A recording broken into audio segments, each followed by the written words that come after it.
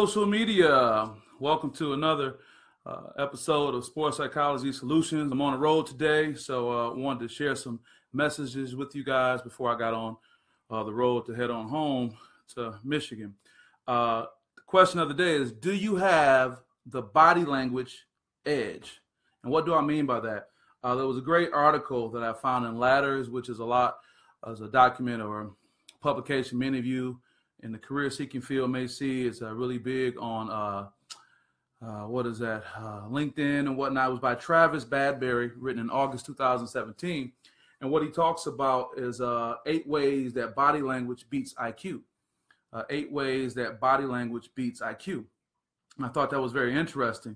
And it's under the science of work, and I'll make sure to put a link in there so you can look at it. But based on my experience in the sport world, especially hearing this conversation come up with NBA GMs that I spend time with over and over again, hearing that, it's really, really interesting how this can play out, not just in sports, but also with, the career world. I see Donovan Dooley with Quarterback University. He gave me the fifth sign saying, right on. I know he experiences that dealing with the high-level quarterbacks he's dealing with. Thank you, Donovan, for giving that positive note. I know you know. We have to talk offline about that some more. So there are 8 things we're going to talk about, and I will go through those, but also understand that this is not just for athletes. This is for non-athletes, too, which is really important to know that. It's not just for athletes, but for non-athletes, too. So with that, I just want to say one moment. Oh, I have a little technical difficulty here. Trying to make sure everybody's online. So with that, number 1 is positive body language changes your attitude. And how does it change your attitude? It has an impact on your hormones. Now, that's really important. Hormones play have a huge impact on how we deal with each other every day and the impact it has. So when we go to number 2, we talk specifically about the hormonal impact. It increases your testosterone. Now, not just in sport competition, but testosterone improves your confidence if you're a man or a woman. So don't think this is simply just a male-dominated discussion when we talk about improvements of testosterone. And another thing that's really great, and all this is about getting the edge. I'm at a point now where I'm not pressed to just say, please listen to what I'm saying. It's for those of you who want to get an edge. But increasing your testosterone, if you're a man or a woman, causes people to see you as trustworthy. That's right, causes people to see you as trustworthy. Now, whether you're trustworthy or not, we're not discussing that, but we all want the edge and what can help you with that edge. This is important because in sports, on the court, on the field, or in corporate America, being trustworthy is a great edge to have. Whether you know or not, my background includes being in corporate America. I was a corporate lobbyist for Walmart, Fortune 1 corporation, one of the biggest corporation in the world in many cases, and being able to navigate corporate America, or just navigating whatever space you're in, you want to be perceived as trustworthy. Now, I'm not questioning your morality, whether you're trustworthy or not, but positive body language increases your testosterone, which increases your trustworthiness. We're on number 2. Now, actually have to add, it's been said it can increase your trustworthiness by 20%.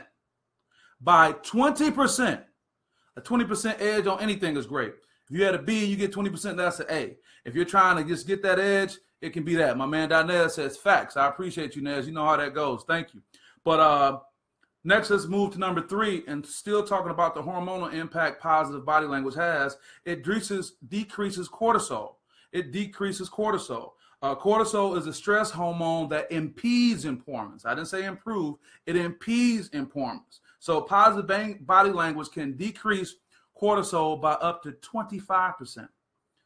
Increasing through testosterone by 20% and decrease the stress hormone that impedes performance by 25%. That's huge. So as I move on to number 4, we've created a powerful combination, a powerful cocktail. Yeah, you guys know who were hanging out last night. A powerful cocktail, talking about how important that is. It decreases cortisol and increases the testosterone together, and that's a powerful combination. So again, the impact of the testosterone is by 20% increase and decreases by 25% the other. I remember talking to some golfers about how when you start getting stressed playing golf, it's important not to allow that to continue because it starts impacting your muscles, tightens your muscle, and all those things. So you don't want to be in that situation. Also, what this powerful combination does, it gives you an increase in your clarity of mind, which is ideal for work, for meeting deadlines, for tough decisions, and massive volumes of work. So like I said in the outset, this is not just a situation for athletes. This is for anyone who's trying to compete in the corporate world, who's trying to move on, and there's many things that can happen with that. So that's really important. Also, people who are naturally high in testosterone and low in cortisol are known to thrive under pressure. And if you've been following me, you know how important I talk about thriving under pressure. That's one of the 12 rules of flow that I talk about. So again, if you're naturally high in testosterone, but low in cortisol, which is a great combination to have, you would say, Joe, Tiger needs to hear that. Well, tell Tiger to get at me, right? Positive body language can make it even, and that can make you happy. Now, this is the thing about body language is that, and we'll talk more about that, is that you don't have to wake up with it. You can act your way into it, and we'll talk about that a little bit more. Another, number 5 about positive body language. It makes you more likable. So what are we talking about? It makes you trustworthy and more likable. Now, let's call it like it is. There was a Tufts University study, and this is so interesting. The subjects watched sound clips of physicians interacting with patients. So all they watched was a clip of a doctor interacting with a patient. And just by observing their body language, just their body language, they were able to guess which ones will get sued more than the other. And that's serious. We're talking about medical malpractice. And just by looking at their body language, you're like, you know what? He's going to get sued. She's going to get sued. So let's talk about the impact that this is having. Body language is huge in how you're perceived. And it doesn't even matter what your tone of voice is. Sometimes we think by changing our tone of voice, things may change, but no, it's really your body language. That's really important to know, especially for our young people. I have to digress for a second. Again, at the outset of this, I talk about what really caught my eye about this topic is the benefit I've had being around a lot of NBA GMs, being around a lot of NBA scouts and talking, to coaches who say, I purposely challenge my players, those who are being recruited to go to the NBA, because I want to see how they respond when that GM is sitting in the stands. And when I talk to the GMs, particularly people involved with the San Antonio Spurs, they say, I want to watch and see how his body language is. It keeps coming up. And for our young people, we know that's a big challenge. They think because they're not saying something or they're not articulating something, they don't know that they're communicating it through their body language, okay? We're talking about giving you the edge, folks. You're not selling out or compromising your principles. I think that's another thing that's important to know. People won't say, well, I'm not going to be a sellout. I'm not going to compromise my principles. But it's really important to know that positive body language is going to give you the edge. And it's really important to make people trust you. I mean, the reality is that in business and in life, people are making split-second decisions. And those who want to get the edge, you want to be able to benefit from that. So keep that in mind. You want to make people more likely to trust you. And it's important, especially when you're overcoming these social, political, and economic barriers that you have no control over. Sometimes you're thrust into a situation and you don't have any control over that person, and you want to be able to have every edge, right? Every edge indeed. So now we're moving on to number 6. We'll be wrapping this up shortly, and I thank everyone for coming online and supporting what we have going on. It conveys competence. It conveys competence. Positive body language conveys the image of competence. Princeton, very influential university, did a study, and their research found that a 1-second clip of candidates running for senator or governor was enough for people to accurately predict which candidate was elected. Again, they did a study at Princeton, and a 1-second clip for people running for senate or governor was enough for people to accurately depict who was going to win. Now, I have a personal situation. I remember years ago, before a candidate named Barack Obama was on the stage, the person who was running for that Senate seat as a Republican, I remember sitting at home, and one test I would always do to check out candidates, I would watch the TV with the TV on mute. You can do this in sports too. I remember seeing this candidate, and he had all the physical attributes that we look at in America, strong chin, gray head of hair. I used to have a gray head of hair, gray head of hair, all these things. And he had a very diverse population of young kids, black, white, just grabbing on him. And I'm like, that guy's going to win. And come to find out, he was going to win the primary, but a sex scandal came out.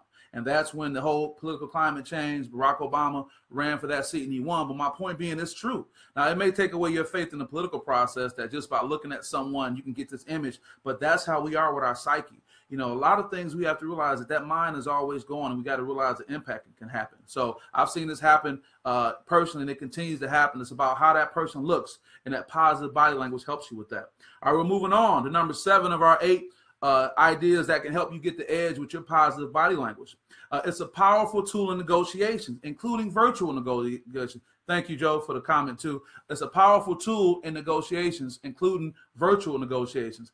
Many of us like to think that because we're online, that we don't have to be fully committed. I could be right here, maybe in my shorts and kind of going halfway with it, but that impacts your body language. A side note to add: if you're doing a virtual interview or you're meeting with your colleagues online, don't think that you can go halfway. You just put on a shirt and tie and sit there. The idea of getting fully dressed will get you in the mindset that can help you, and that can help you with your positive body language. So you want to fully commit. But going back to how it can improve negotiations, we're always negotiating, whether we're Monique negotiating with Netflix or you're negotiating with your spouse in your relationship or your significant other. Research, again, has shown that this new phenomenon of virtual communication found that body language confers a very important role in negotiations. So if you're trying to get something to work in your favor, it's all about that positive body language and what you're putting out there and what you're portraying. Number 8, as we get ready to wrap up a little bit, is emotional intelligence. That's EI. Your emotional intelligence is improved by positive body language. It's your ability to communicate your emotions effectively, okay? A lot of us are emotional people, but we want to be able to portray these in the right way so we can have the most impact. So positive body language does that. Let's talk about the opposite, negative body language. It has a destructive and contagious effect for all those around you. This is whether you're a sports team or in a business with your business team or even in your family. We always talk about in sports that this person is a cancer to the team. They're a cancer to the locker room. A lot of that has to do with their body language. It can be in a team with your business. Someone can come into the meeting and what they're portraying sets off this negative effect. We have to understand the importance that body language plays in this. And again, for many people who feel that they're wrongly treated in their business or their sport or wrongly treated in their relationship, you have to look at it's what you're portraying with your body language. It's the energy that you're putting out, and you have to put effort into that. Now, a few more things before we wrap up. It's key to understand this point. Now, listen to this final point. Body language is not the result of our attitude or how we feel. It's actually the reverse. Psychologists have proved that changing your body language can change your attitude. Again, changing your body language can change your attitude. So sometimes we may wake up in the funk. That's human nature. In most cases we do. I'm not feeling it. I don't want to go for it. But if you can change anything like your posture, it's been said that standing with a wide stance, being bigger, can help you to start the hormonal effect of feeling better. You see how that happens? So this is one of those cases with body language. You can actually fake it till you make it. You can fake it and do things that you don't really feel, but that can start the process. Again, this is anyone who wants to edge. I'm not pressed to just jump out there and say, hey, listen to what I'm saying. Please hear me. This is for all the people who want to edge. And when I look through the timeline of the people who are on board, these are all edge-orientated individuals, people who are doing great in their skill, great in their craft, or just great human beings. And that's what we're going to focus on, that percentage. So with that being said, I want to thank everyone for stopping in.